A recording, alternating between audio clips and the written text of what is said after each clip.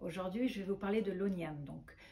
L'ONIAM, c'est une institution dans laquelle en fait les victimes peuvent demander réparation. C'est les victimes de médicaments. Il faut quand même comprendre ce que veut dire l'ONIAM. C'est l'Office national d'indemnisation des accidents médicaux.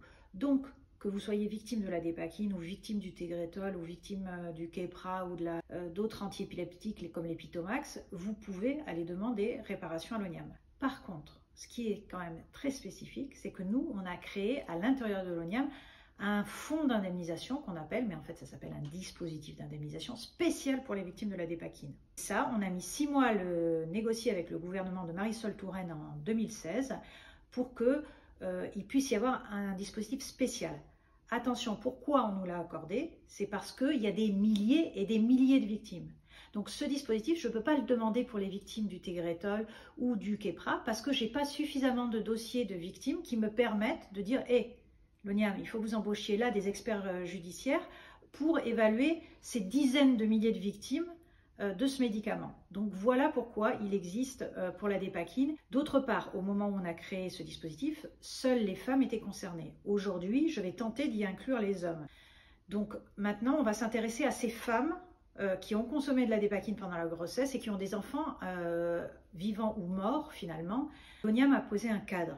Il a dit qu'à partir de 1982, on savait que la dépakine provoquait des malformations et que c'est à partir de 1984 qu'on savait que la dépakine provoquait des troubles neurocomportementaux. Donc les enfants qui sont nés en 1978, en 1981, malheureusement, ils ne peuvent pas être indemnisés dans le cadre de ce fonds d'indemnisation à l'ONIAM.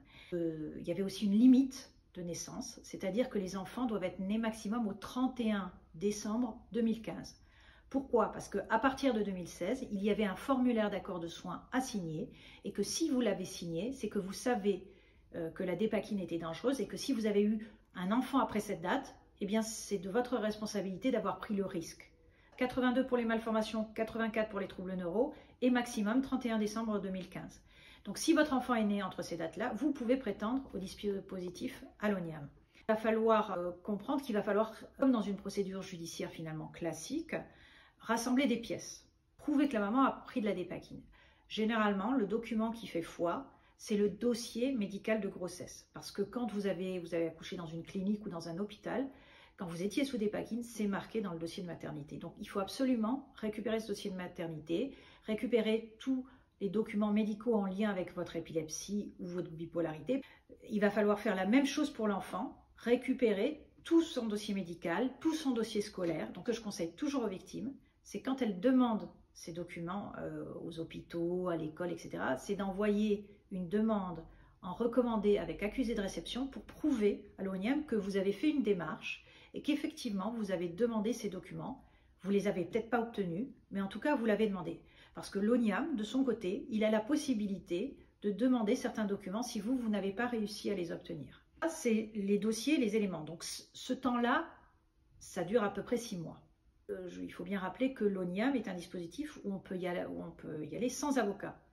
Mais par la complexité du dossier, par les remarques que vont faire les experts, si vous n'avez pas des connaissances juridiques pointues, vous risquez de vous faire arnaquer tout simplement par l'ONIAM parce qu'effectivement, eux, ce sont des comptables, moins ils donnent et mieux ils se portent. Une fois ces choses-là rassemblées, vous allez pouvoir donc les déposer à l'ONIAM.